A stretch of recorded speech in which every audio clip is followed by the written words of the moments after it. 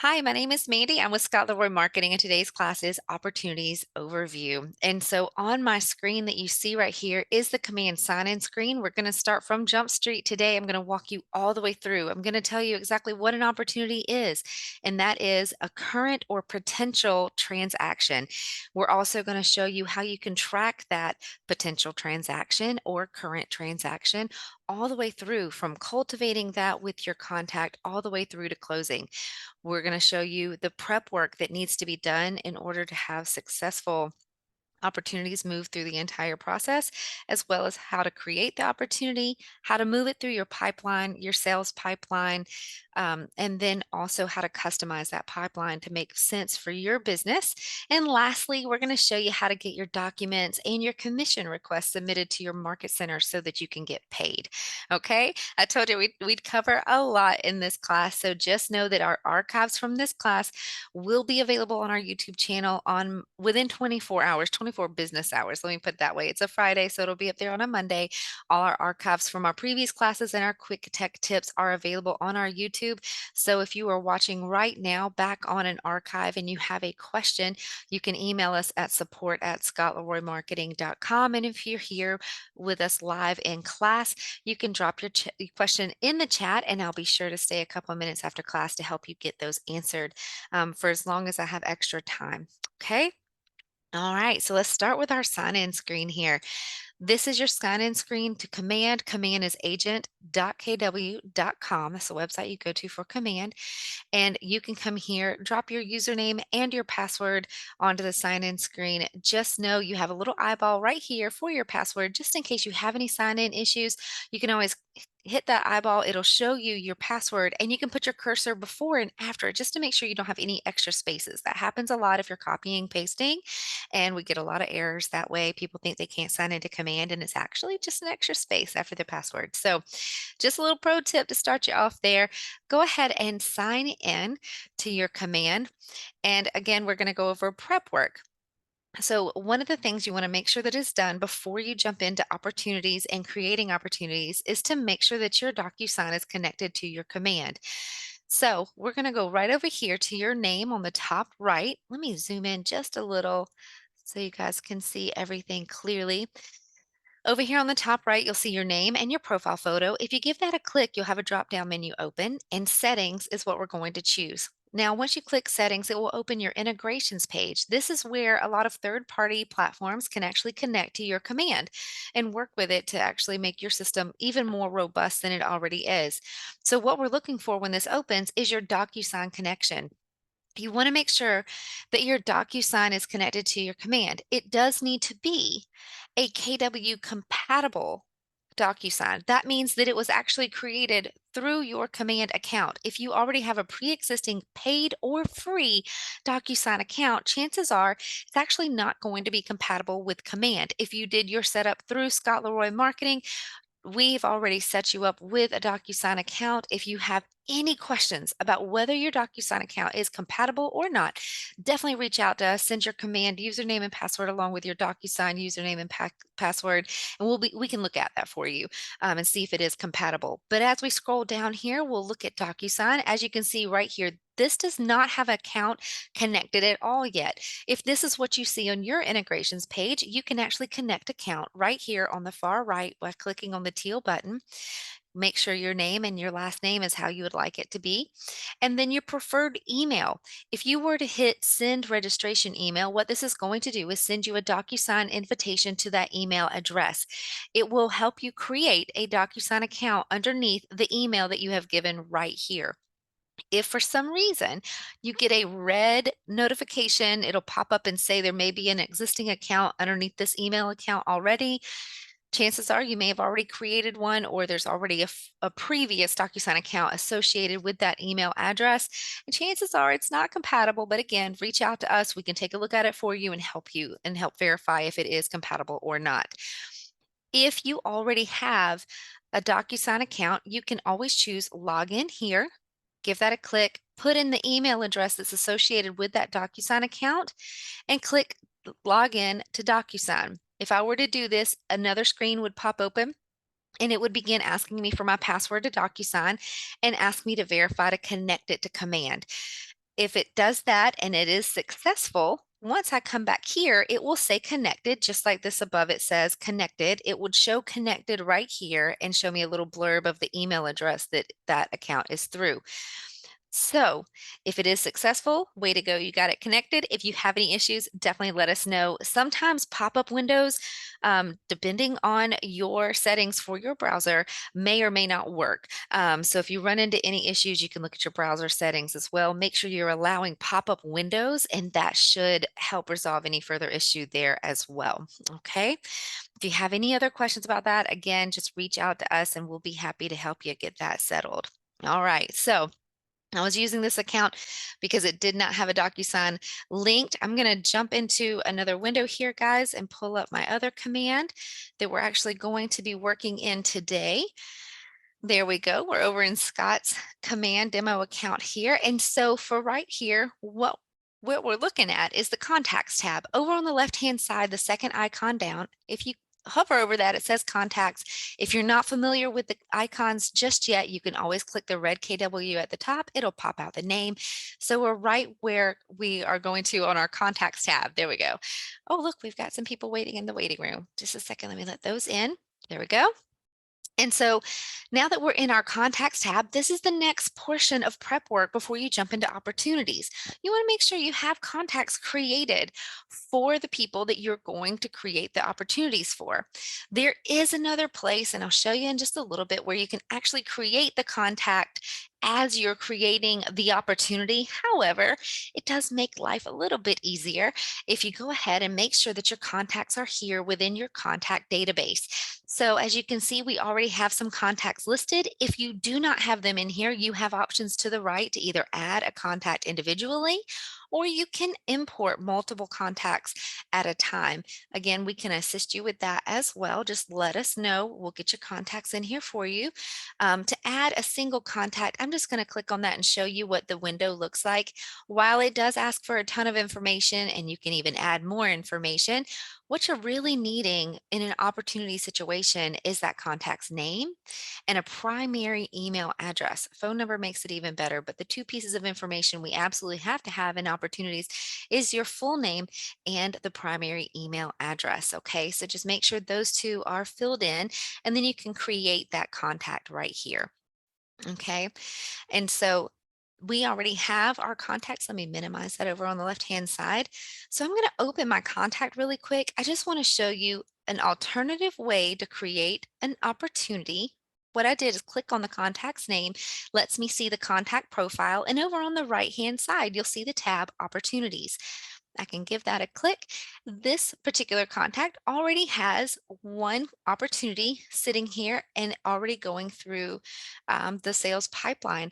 I can click on this, see how it's a hyperlink, and it will take me into that opportunity. It will actually open that opportunity over here in our opportunities tab. It's two little hands shaking on the left-hand side. It's the sixth icon down, if I can count today. And so we're not going to jump in here. I just want you to know that if you're in your contacts and you're working and you need to create an opportunity for them, you can create it right here. Just want to let you know, when you do that, when I create an opportunity here and it opens up, you'll notice some things like you cannot select a team. If you are an agent and you're on a team, since you're trying to create an opportunity within your personal contacts in the contact database, it won't give you an option to make the opportunity for a team. It'll automatically put it on your personal profile. So there are some things that it will automatically assume about this contact and this opportunity for you when you're creating an opportunity through the contacts tab. That's why I'm not going to do that today. I just want you to know the option is there, and you can also come and reference any opportunities you've created for that particular contact if you need to. But we're going to go through the opportunities tab. I'm going to explore it with you, show you some of the features, and then I'll show you how to create an opportunity directly from the opportunities tab. Okay, that way you get to see all the options, like as if you were on a team or an individual agent. Okay, all right, so now we're going to go over to our opportunities tab on the left. Again, sixth icon down from the top, hit that red KW if you need the name. If you hover over it, it says opportunities. It's the two hands. So we're going to give that a click. Another thing about the contacts, and if you haven't come to our database overview class, I highly recommend it. It'll show you how to get those contacts in and tagged, as well as create relationships. Like if someone has a co-buyer, maybe they have an investor friend that they're purchasing with, or a spouse, or a sister, anything. You can actually form a relationship between those contacts, and it'll help suggest that while you're going through opportunities too. I'll show you that in just a second.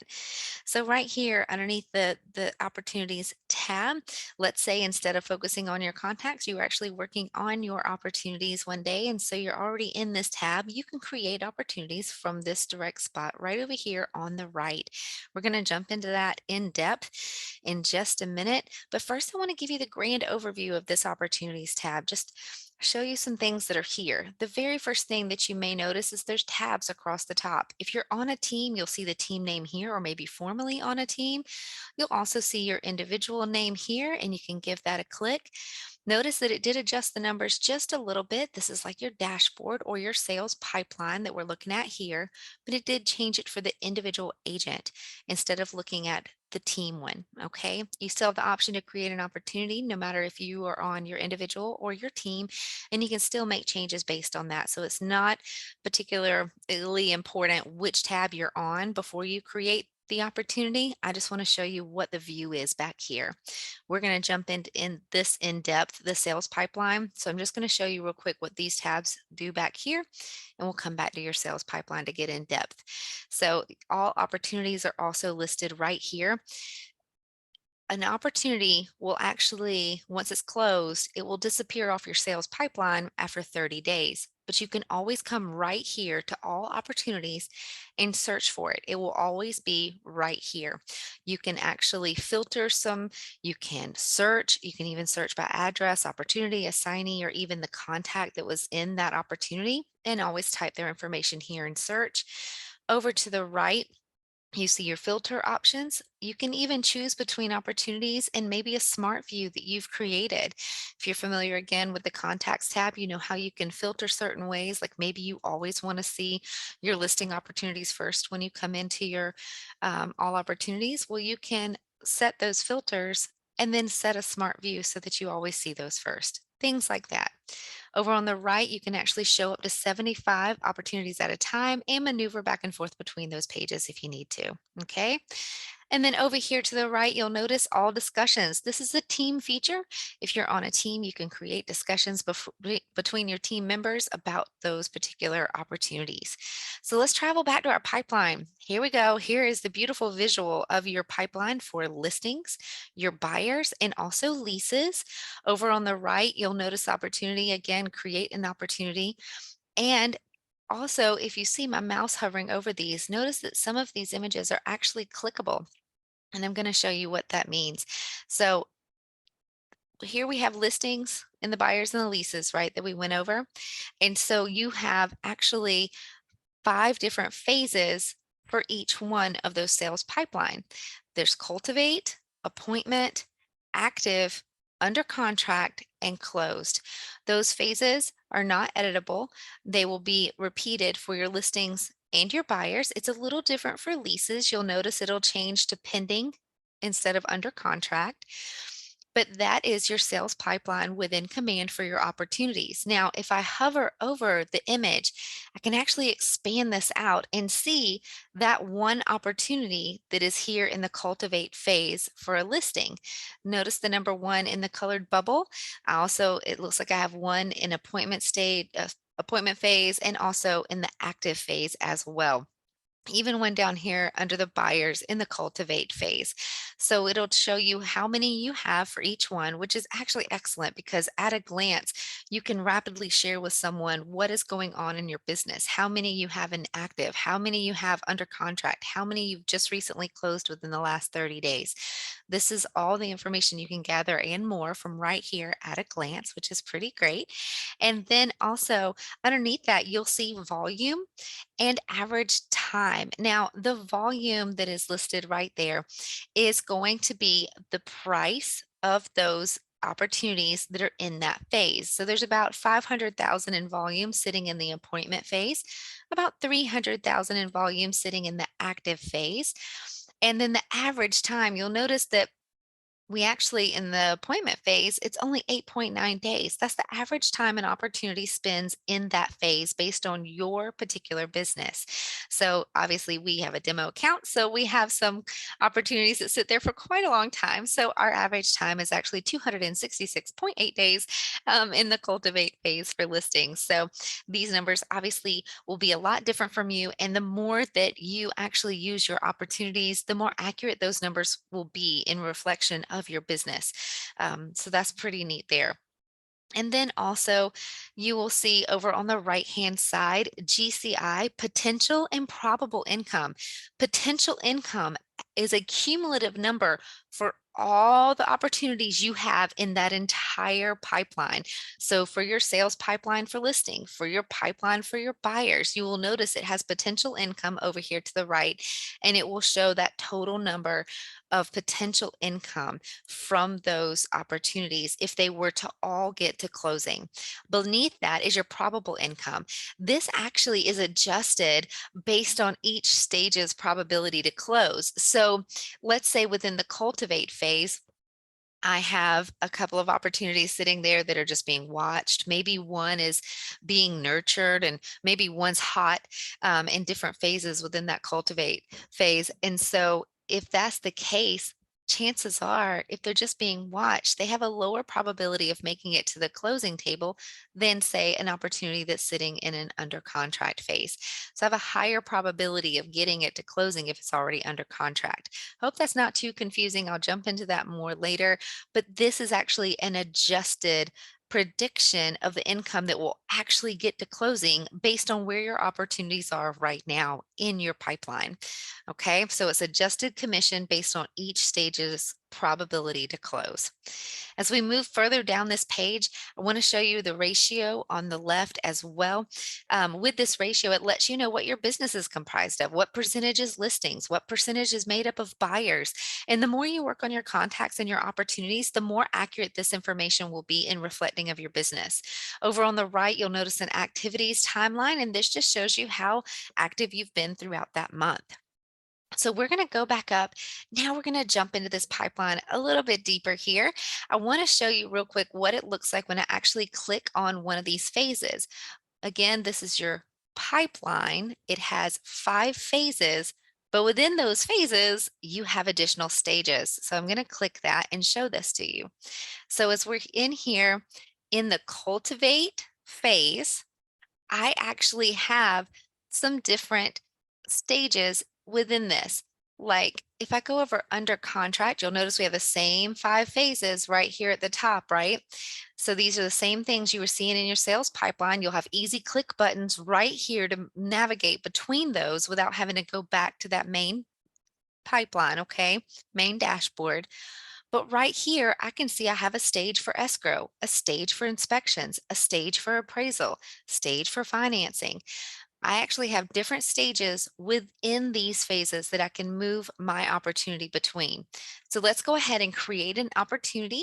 I want to be able to show you how we can move that back and forth between this pipeline to the different stages, and actually show you how you can customize those stages for you as well, and even create checklists and tasks right here within your opportunities. So the next thing we're going to do is create opportunity on the top right. Remember, it doesn't matter if I'm sitting in here already in an in one of the phases, or if I was on that opportunities tab, go ahead and hit create opportunity.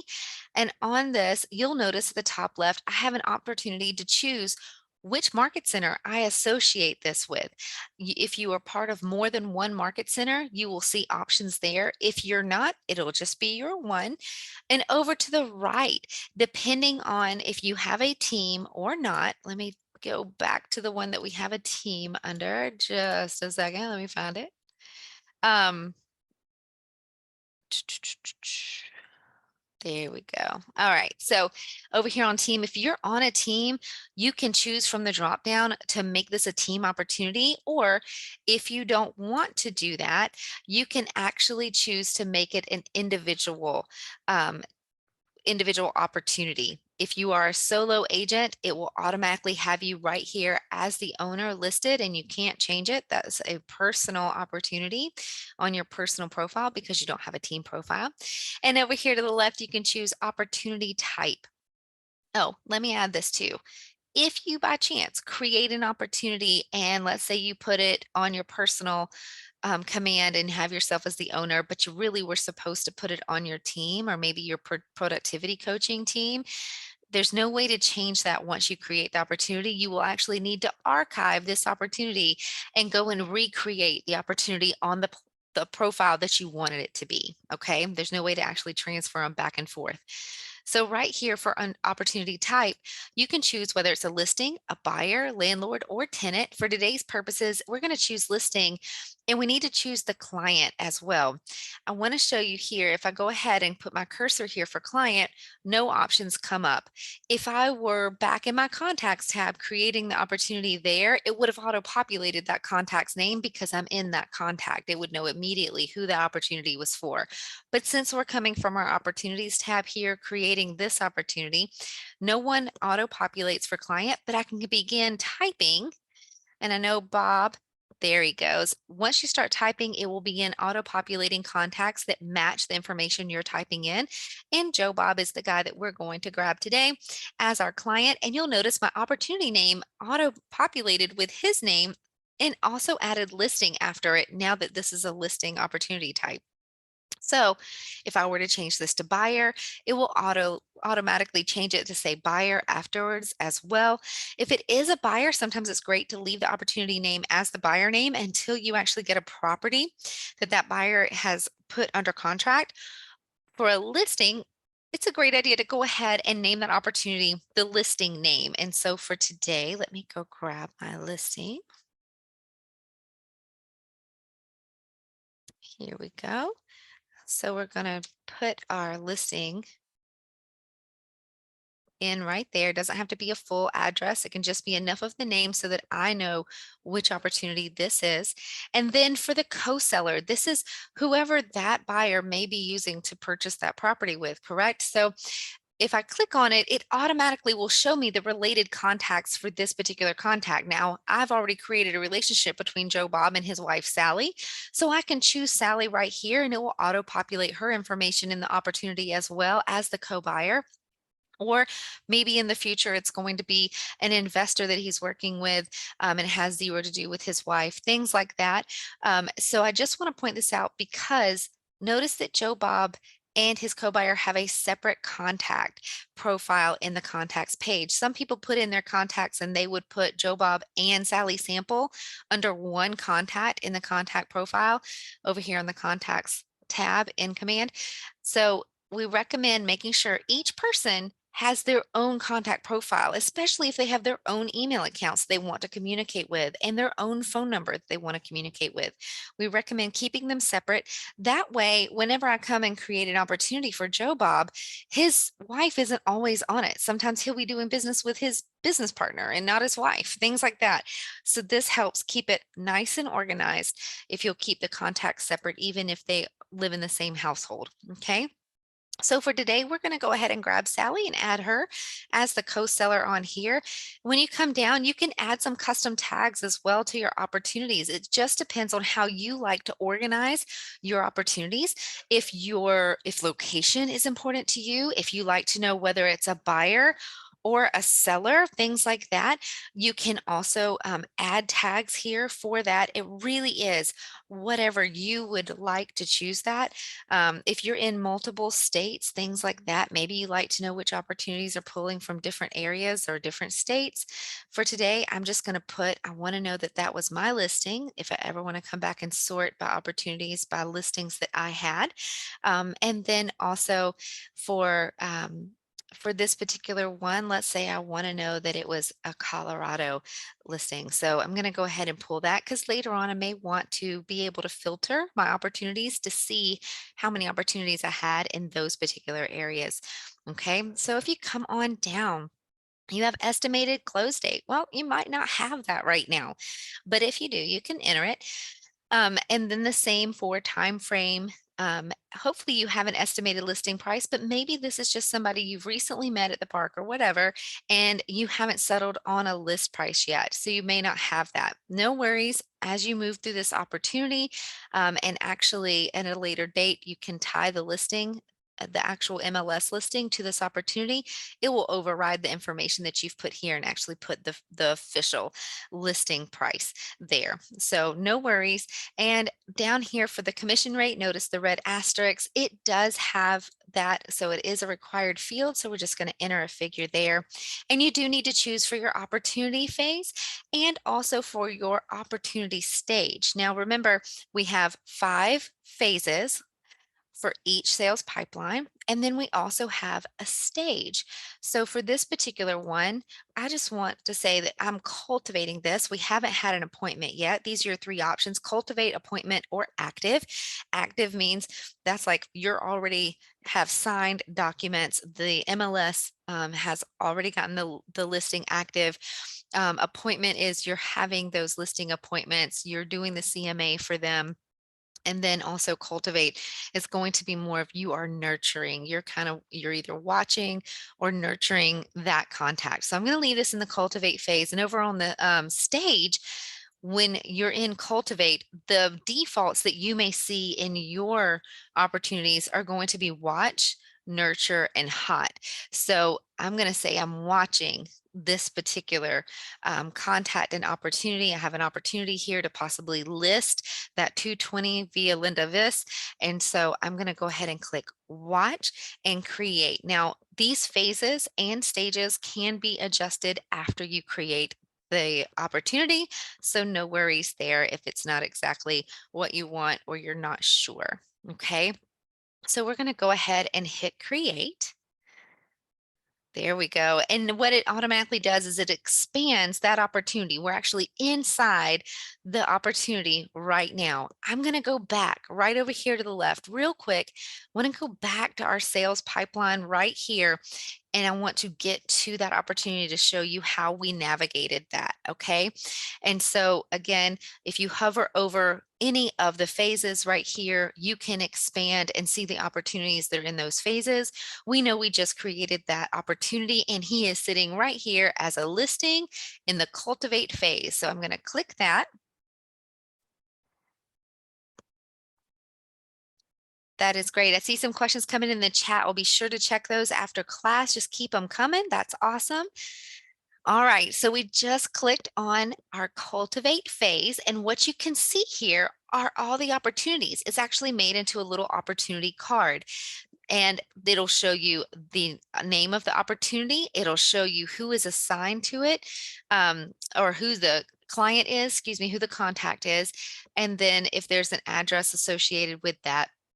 And so you see a lot of the information listed right here, and I can just pick those up and move them between the phases. Let's scroll down. Let's say for the one that we just created, 220 via Linda Vis for Joe Bob, I can see his little hand and there's 6 dots on the left-hand side.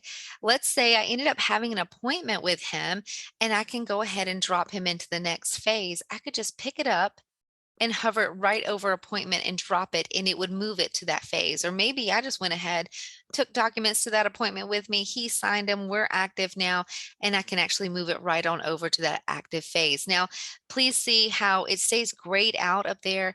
If it's not blue, it's not going to work. So make sure you hover far enough to where, see how it just turned teal, a little teal line around it. That means it's stuck. I can let go of it now and it'll drop it into that other phase. Or maybe, let me just leave it right here where we had it. Maybe he's just moving in that cultivate phase. Now, instead of me just watching him, he's actually being nurtured by me, which means maybe I've collected more data. We've had another conversation. Maybe I've sent him a little connect email and set him up on a smart plan maybe. So he's warming up to the thought of listing his property with me. So I'm just going to grab that card and just drag and drop him over right here to nurture. Notice the number in our bubble right there did update, letting us know we have 4 opportunities within that nurture stage. Okay. And you can just drag and drop these as you need to. Maybe he's hot and we'll just drag him over there. but you get the idea. And at the bottom, you'll also see that probable and potential GCI update in real time as you move these opportunities back and forth. Okay. So from here, you can actually make edits to this to what you would want them to be. While the phases are not editable, the stages are.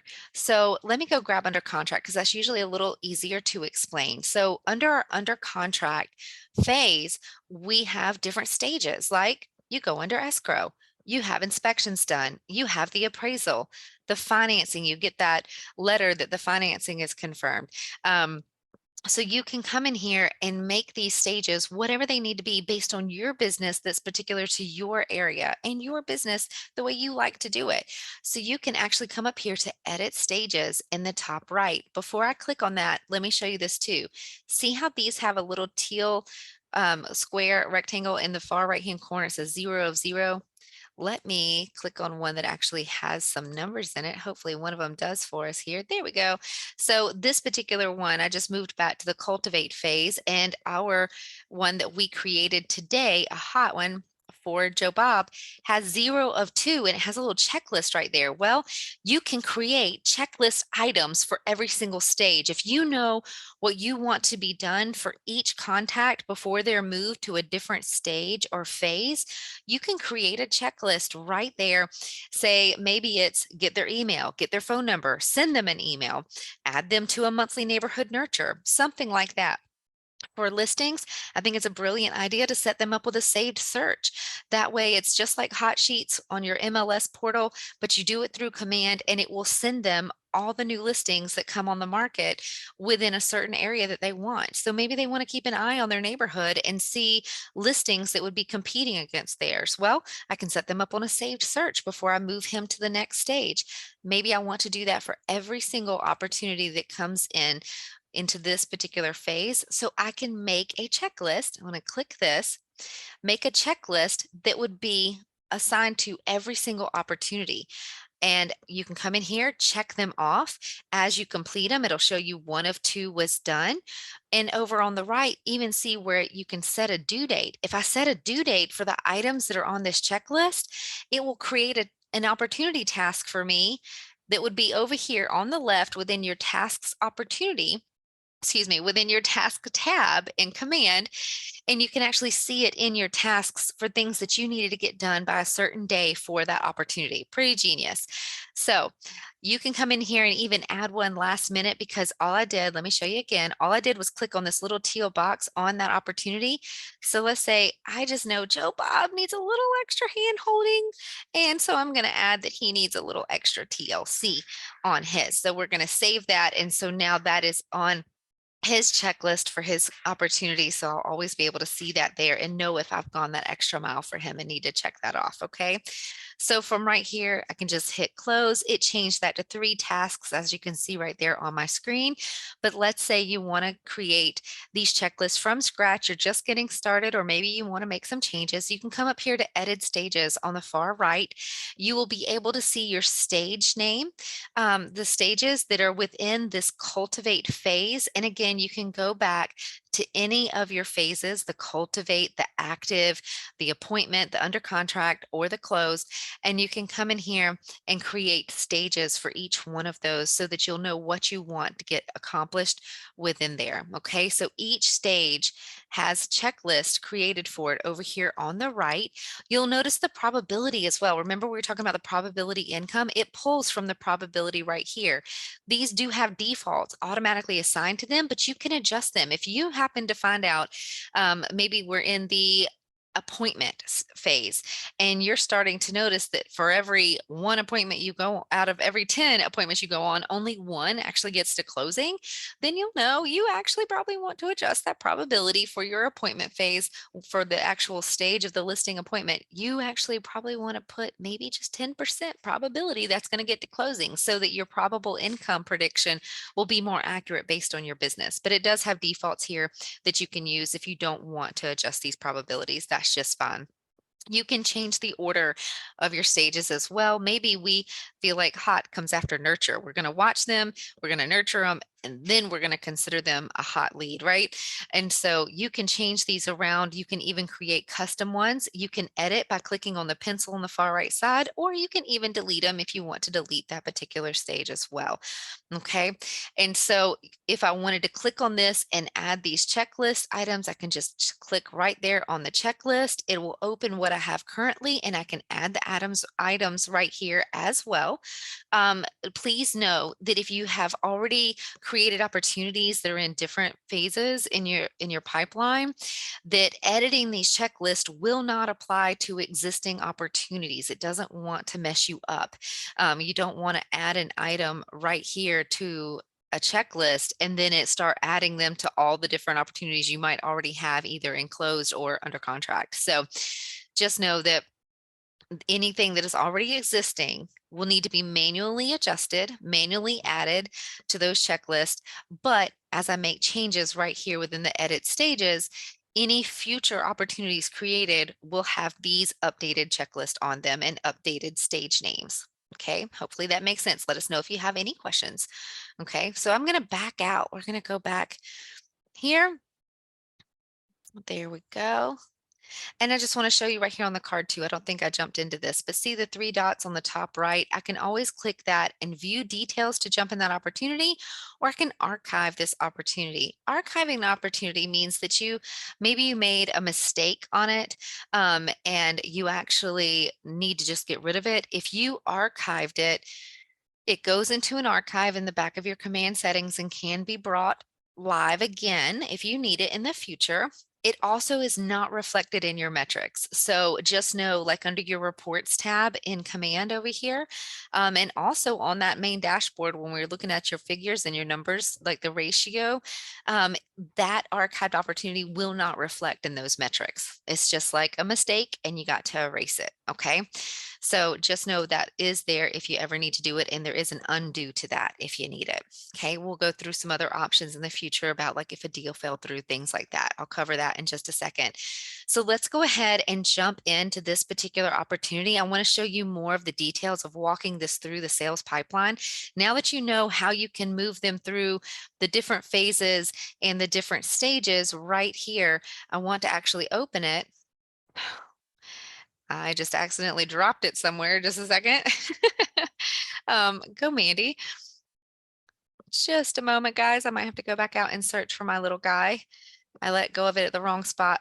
We moved him to under contract. So let me pick him back up, take him back over to cultivate. Easy peasy. And grab the cultivate tab right here. So I'm in the cultivate phase and I'm going to scroll down till I see my little guy.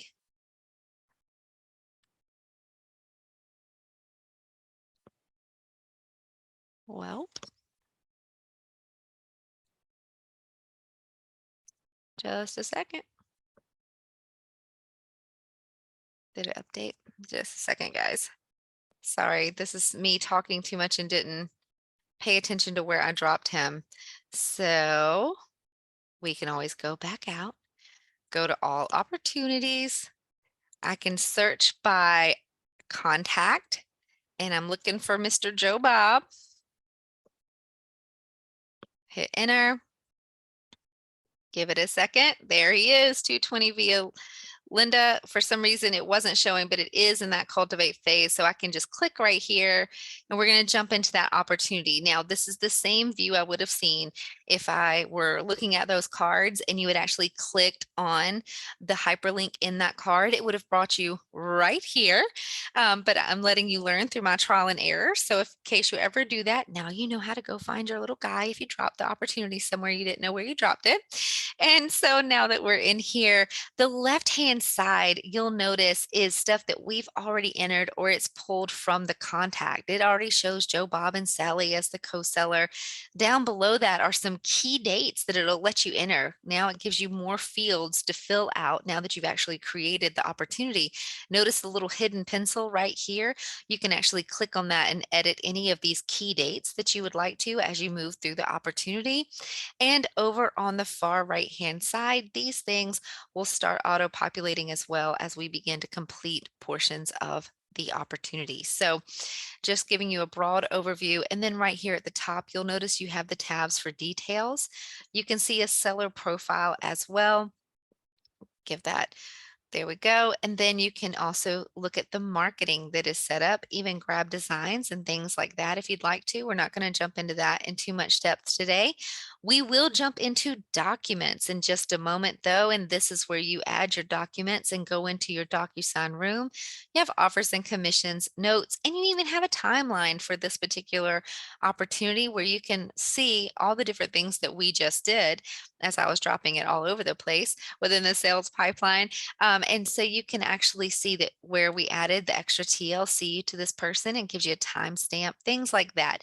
It'll let you search through here and you can actually come in and filter what all you get to see in that timeline for that opportunity. So super helpful sometimes. So let's go back to details. And what we're actually going to look at here is, since this is a listing opportunity, I can link and listing straight from the MLS right here with select from listings. Now, I did the opportunity name, but you'll notice I don't have any property details over here because I haven't linked a listing. Since this is a listing opportunity, I can do it from right here. However, if it was a buyer opportunity, the buyer's opportunity is a little bit different. You would actually select this listing once you make it to the offer stage. And I'll show you that in just a little while with this particular opportunity. But you do get to still select an MLS listing. It's just a little further down the line. So let's go ahead and jump into select from listings. You'll notice we have the opportunity to put in street address or MLS number. Always recommend doing it by MLS number, guys, just because it is a little more accurate. And also right here, you can look at all statuses for the listings or only my listings, but we want to choose all listings because we don't actually have a listing. So we're looking at all listings and you'll notice that it came up right here. This is the one that we're looking for. So we're going to click select. Notice it updated right here. You also get a banner in the far right-hand corner saying opportunity is updated, and it automatically updated my property information right here in the center of the screen. Okay, so this will auto-populate property details, and it'll also adjust the commission. So if I scroll down to the commission, the financial information right over here on the left, it will actually go ahead and enter that commission rate right here for you. So that is there. If you ever need to change anything, let's see, for some reason it didn't change that list price. That's all right, because we can adjust it right here. So let's just pick a crazy number and hit save. There we go. Opportunity has been updated. And so now we've gone over the header titles for you here. I want to jump into documents because this is going to be your next step with this pipeline. You have this opportunity, you've moved in through a couple of stages, done a few checklists for them. Now they are in the phase of actually listing their home. So let's say he moved into the phase of active. And so it's time to start doing documents. You want to get those listing documents signed. So when we click here, please know what you're fixing to see on my screen may look different from yours, simply because your market center is the one that creates the checklist for the different documents that are needed based on your local area, your local brokerage, and your local board. So what is on my screen may look a little bit different. If you have any questions about particular documents, we do recommend that you reach out to your local market center staff for assistance with those, or if you don't see a certain checklist item that you're expecting to see, definitely check with them, but they are the ones that create that. Okay. So right here, we're going to be able to add the documents, get them into, well, excuse me, I'm getting ahead of myself. Over here on the left, I want you to pick your checklist type. Okay. And so it gives you plenty of options. Ours is a residential listing. So we're going to choose that. You'll notice it starts updating immediately. And we now see a checklist populated over here on the right-hand side. It says 38 documents, okay? I have 0 uploaded. As you can see right here, let's just move through this really quick to show you. Shows you the status. It's not uploaded currently. Now, that particular status actually will change based on if you have uploaded it, if you've submitted it, things like that. And I'll share that with you in just a second. Um, I also want to show you this left-hand side really quick. So let me pause. On the left-hand side for listed, these are the documents checklist if you're listing the property. But notice we have an under contract. If I click that, notice the documents on the right change. There's a different checklist created by this market center for once you are under contract. Also for closed, shows you the documents that they're now requiring or want you to upload based on the status of this opportunity once it's closed. Okay, so we're going to go back up to listing. Just wanted to show you that it will change the different checklists that you need based on the different stage that you're in for this opportunity. Also, something else to show you here as well. Notice that it says, okay, we're in the listed, right? So these are documents that we need to upload once the opportunity is listed. If I click this, notice we haven't add a version. Maybe this was a buyer. What if this was a buyer opportunity and the one home that they were trying to put under contract, it fell through, but you're still going to continue to move forward with that buyer to find another property. So you still want to access these documents that have been here. You don't want to lose them. So you can actually add a version and it'll let you name that version. It automatically puts it as V2 version 2. If you want to keep it like that, that's fine, and create a new version. It will actually keep all those old documents on the different version, but it'll start new right here and let you begin uploading new documents for this opportunity for that particular buyer. Same with the listing. You can do this in a listing or a buyer opportunity, but you can create a new version if for some reason, maybe one part of the transaction did stop, but you're going to continue forward with one of those contacts with the buyer or the seller. Then you can create a different version so that you don't lose access to those previously signed documents that you've already uploaded here. Okay, so that is an option. And so just know that that is there for you. If a deal falls all the way through, it's considered a lost transaction. There's another place where you can mark it as a lost transaction. That is if, imagine lost transaction or a lost opportunity, excuse me.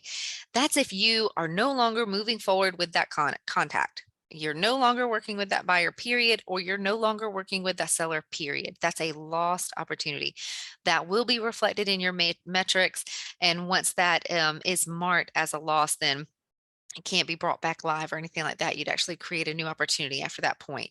So just to help you keep them separate, if you ever have any questions about that, you can let us know and we can help clarify that for you again. But I hope that made sense to you. So as we move over here to the right, you'll notice submit to market center is grayed out. Well, I just need to upload a document and then I would have something to submit to them. So I can just come drag and drop right here. If it doesn't work, you can hit browse and select it. There we go. And so that has been uploaded, or it's working on being uploaded right here. And as that's uploading, it will actually move our submit to MC button live because we actually have documents now that we can submit to them. We don't want to do that today, but I want to explain that right here where it says not uploaded, it will change to uploaded. And then once you submit to MC, it will show submitted. And then as your reviewing broker or is reviewing your documents, they can either approve or then they'll or deny and reject them. So you'll either get an approve right here or a deny and reject. So this status will change and you can keep an eye on it right here. I shouldn't have picked such a huge PDF to upload because it's actually getting stuck. So over here, there we go. Your document has been successfully saved. Now I can see it right here and notice that the status changed to upload. So the requirement is the next field. It will show you if the document is required. Some are conditional and some are optional. There's an optional one, so you can see it right there. Okay, and so those are going to be different based on the requirements. And then also for the document, it'll tell you the name and then it shows you the type of document as well. Some are disclosure, maybe they're agreements, these are authorizations. So you can tell that right there. And you can also access that document right here if you ever need to. Now, please notice that I had this set to my computer and that's where I was pulling those documents from. I haven't started my transaction yet. If I click start transaction, if I give that a click, it actually gives me the options to go into either Dotloop or DocuSign. Well, we know that we linked DocuSign to our command, and that's the one that we actually want to use. So we can come right here and hit start a transaction. What that's going to do, and we choose DocuSign, it's going to create a new window. It's going to create a KW DocuSign room for this particular opportunity. And what this is the place where you're going to get all of your documents signed, sent out to your clients, and they'll come back to this same place, and they will be in here. Depending on how long you've been logged out of your DocuSign, it may ask you to sign back in. For today, we're going to skip this. We do have a DocuSign class that actually jumps in, shows you what the DocuSign room looks like, and how to operate and navigate that. So definitely check out our DocuSign 101 class or our archives on our YouTube for more information. We're just going to click back over here to our command and be able to see now it says go to transaction, because a KW room was created once I hit start that transaction. Now every time I come here, I can go to transaction and it will open that DocuSign KW room for me. Okay. And I can go in there again. That is where you get your document signed and sent back to you. It'll also change this right here, attach files from. It'll give me the opportunity to pull files from my DocuSign or my computer. If you're choosing to pull them from DocuSign, you'll also notice that you have a working folder to choose, because if you come down here and try to select documents out of your DocuSign, notice it's grayed out and I can't choose a document from DocuSign. It's because a working folder needs to be chosen. So you just click that. Room Docs is the standard. It's the default folder that'll always be labeled in DocuSign. So if you haven't created any particular folder, you'll have that one. So once I choose that working folder, you'll notice that this now is clickable. I can begin typing and it'll pull up a document for me, and I can choose to pull that from my DocuSign right here into my opportunity. Okay. Let us know if you have any questions about that particular area. Okay. Now, let's say I have all of my documents right here. I've uploaded everything that's required. Maybe I've uploaded a couple of optional as well. I've submitted it to my market center. They've reviewed it and they've come back and everything is approved and beautiful. I don't have anything else to do when it comes to my documents. That's great. Now we can go to our offers and commissions tab. If we give that a click, we haven't had any offers yet, but let's say we just got an offer in for our listing. So I can come over here to add new offer. Okay. Give that a click.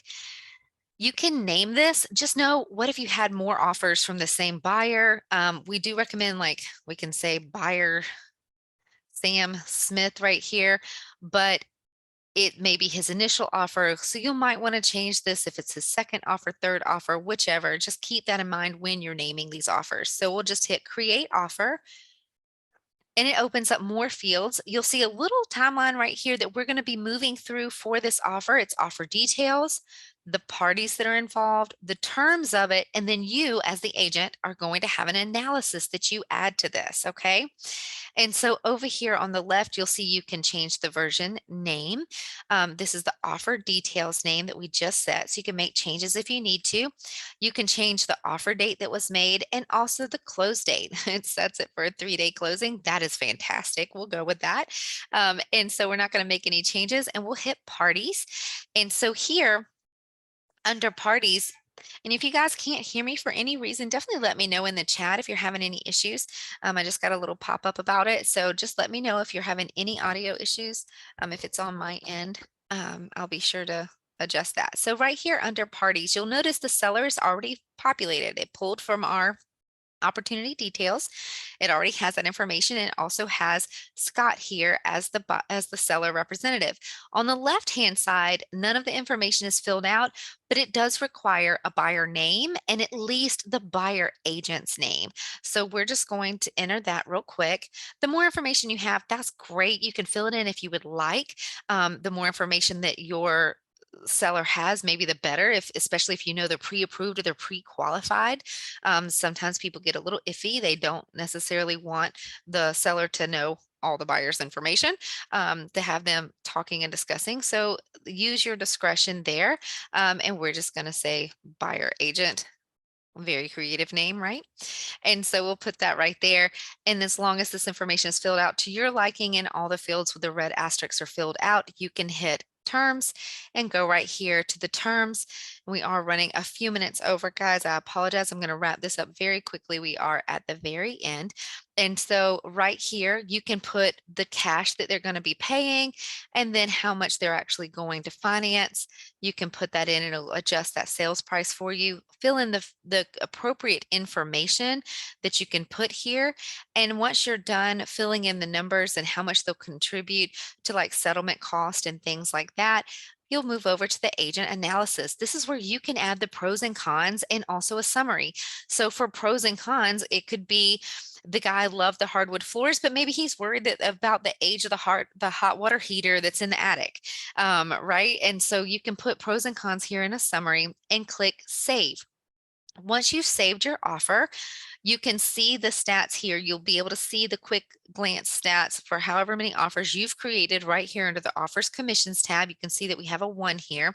You can accept or reject it. And you also have some options with the 3 dots. I can add further negotiations. I can come in here and edit this. I can add an additional analysis. I can remove the offer. Just know if you remove the offer, there's no undo button. It's gone. You have to recreate it again. Or I can send this offer. So this is great, guys. You can enter this information right here, send this straight over to your seller from this portion of command. I can hit an eyeball so I can see what they're going to receive, and it'll show you what the email will look like as you send it to your client. Looks very professional, very beautiful, and it shows the stats that are on this offer, any pros and cons in the summary. Okay, and so this is right here for your preview for the offer, and you can send that offer if you would like, or you can go back. We're just going to hit back from that. And now that let's say he accepts the offer, so we can hit accept. And now you'll notice your buttons change.